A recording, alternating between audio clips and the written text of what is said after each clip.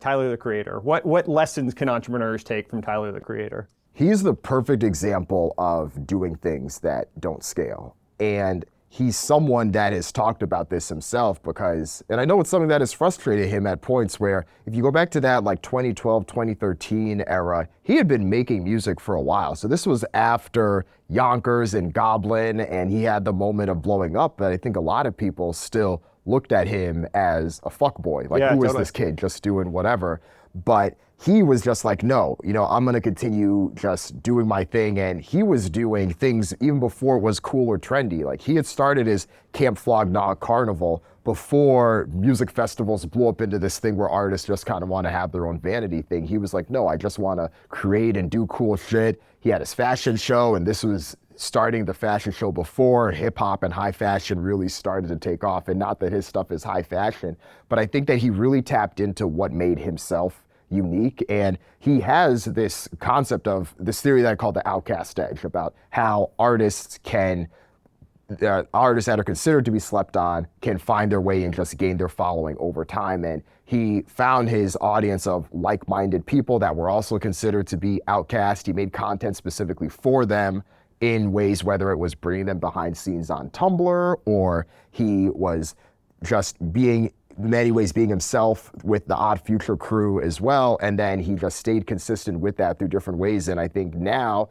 he's in this place where, this many years into his career, he's now reaching heights where he hasn't, where he's won Best Rap Album twice, and there's only a handful of artists that have ever done that. He is going on his own arena tours. Like, whenever he drops his albums, there's a moment, and I don't think many people would have predicted that 5-7 years ago, but I think he did. And you just look at some of the steps he's done, whether it was back when he was just starting to blow up, turning down calls from Rick Ross. It's like, dude, you just had a song blow up, and Rick Ross is the biggest boss. You're not gonna pick up the phone when he calls. But no, he was just so stuck on like what worked and what didn't. And it's been cool to see him roll his sleeves up and be willing to do a festival when it wasn't cool, or do a fashion show when it wasn't cool. And now these are some of the biggest things. His fashion line makes nearly $20 million a year, Golf Wang. So he is an example. And I know that people often think about, Airbnb and how like Brian Chesky and them like were taking pictures themselves and stuff. Like, when I think about hip hop artists doing similar types of things, I think about what Tyler did.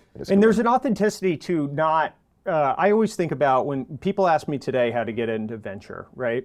And it's an interesting question because I wasn't purposeful about it. And I had a conversation with another very notable investor who was saying, like, if at any point when someone's graduating, if they chase that trend, they're already too late. And if they're leaving business school and saying, hey, I want to go, 15 years ago, it would have been hedge funds, and 10 years ago, it would have been private equity, and then it was tech startups, and then it was venture capital, and then it was crypto, and then it was AI. And so if you're reacting to the trend, you're already too late on the path. And so one of the things that I really appreciate about Tyler is there's this authenticity of like, hey, I'm going to follow my own North Star, and I'm going to be who I am. And maybe that it's probably some fooled by randomness that it's been as successful as it has been, and that he's been able to sort of stay disciplined. But I do think there's something to like, hey, we're going to do this thing, and we're going to do it well, and we're going to put one foot in front of the other, and I'm just going to trust my intuition on this stuff and not get distracted by the outsiders around him. Right. It's like when he launches something, there's some intention that you can see back to before the trend was there. It's not like he was like,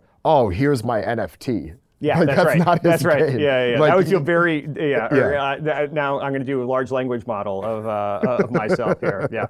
Okay, next, Diddy. So he's so good at selling a lifestyle. And he's been doing this nearly 30 years. I mean, he learned from Andre Harrell, who he worked under at Uptown Records, on how he effectively did that with his label. And then he brought so much of that same flavor to Bad Boy. So it wasn't just about hip hop. And I know some of it may look campy in retrospect with the flashy suits and whatnot, but he was trying to elevate what people thought that it could be to be, black and fabulous and living the life and living the dream. And he did it with music, but he also extended it with clothing. Not too long after was Sean. You wanted to wear the clothes that made you feel that way.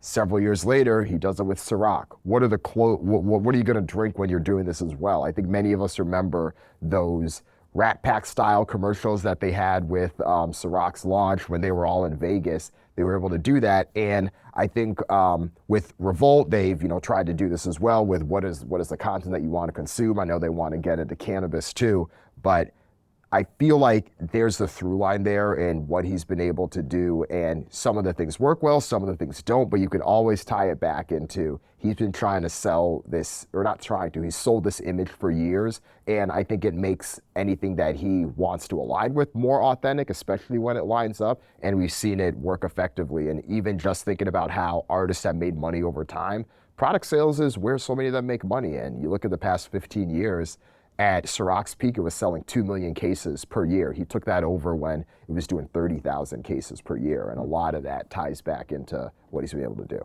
What about Beyonce? Beyonce, there is this intense work ethic that I think that she's just been able to stay consistent with time and time again that does set her apart, that I don't think that she necessarily gets as much credit for. But I do think that if you look at everything that she has done in her career, again, some of the stuff has worked, some of the stuff hasn't. There's always been an understanding of who her fans are and what she's going to release for them and how she's going to try to break new boundaries, whether it's being one of the first artists to really make her albums this visual experience and sell it. Like back when Lemonade came out, there weren't really artists that had the thought to be like, oh yeah, let me go sell my album to HBO and have people pay for HBO subscription to do that. And granted, we see some of this stuff now where you see artists will have their documentaries that they sell. Like I know Billie Eilish and Bieber and everyone else has had those, but it wasn't the same way it was conceived as this digital album product. And I think even the way that her stands apart, she had the Coachella documentary, Homecoming, she puts out on Netflix. And we're in an era where I feel like so many artist performances that are on streaming services can seem perishable. That's one that you could actually be like, okay, let's go back to that because she actually knocked it out of the park. So it's the combination of that work ethic and then her always willing to like test the boundaries, try different things. And I think the surprise album drop from her self-titled album in 2013, another example of that. And she's tried stuff that also doesn't work as well, right? Yeah. Notably, I mean, she's had some failings as an entrepreneur too, which is... Like Ivy Park clearly, has been struggling and a number of reasons why, and it, $200 million sales projection decline that Adidas thought they were gonna have, 50% drop from the year before that. And yeah, there's a number of reasons why it just didn't work out, but I feel like it kind of ties back into the thing where if she is someone that, well, I think it's a few things. One, she's someone that people clearly want to be able to buy concert tickets for. They clearly want to stream her music and buy that stuff. I mean, people are taking destination trips to go to see this Renaissance tour just because of like how they staggered it. And that's great. That means you're probably one of the most bankable musicians in the world.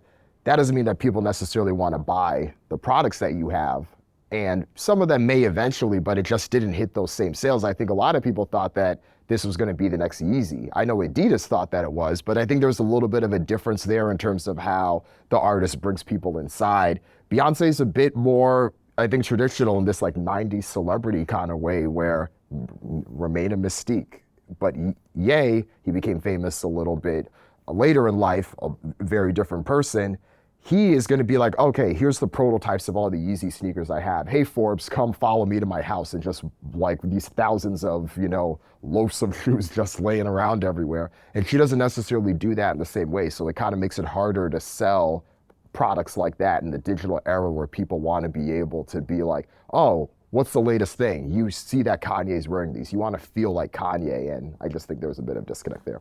What about Jay-Z, her husband? Is there any lessons that actually can be, I mean, he's done a bunch of different things, had tons of success, but is he one of one in that regard? Or is there anything that you would say, yeah, this is something that you can really take away from it? The Jay-Z thing, it has a bit of that like Disney thing where companies you always hear be like, oh, we're going to build the next Disney. We're going to do this. And it's like, well, Disney's Disney. And you're probably not. I understand it as an inspiration.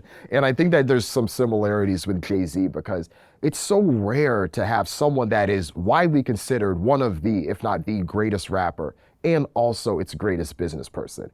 there's so many worlds where that could easily be a different person. So not only are people always going to look at his business moves, it's always going to get a different level of respect because of everything that he's achieved in music too. So the fact that he as well has just been able to find leverage and find timing at the right points to do things, like Jay-Z's, that Rock Nation deal, or the Live Nation deal that he did in 2008 helped set everything up after that. But we're not in 2008 anymore. Like, the Live Nation isn't giving out 360 deals in the same way. The growth and acceleration for hip hop and just making that genre global has already happened. Like, they're not gonna just add in all those things. And even how he was able to leverage his albums into B2B products. They made a ton of money on that Samsung deal, or that they had, where they essentially got Samsung to buy each of those albums to help it go platinum when they released it in 2013 for Magna Carta Holy Grail. And then something similar where he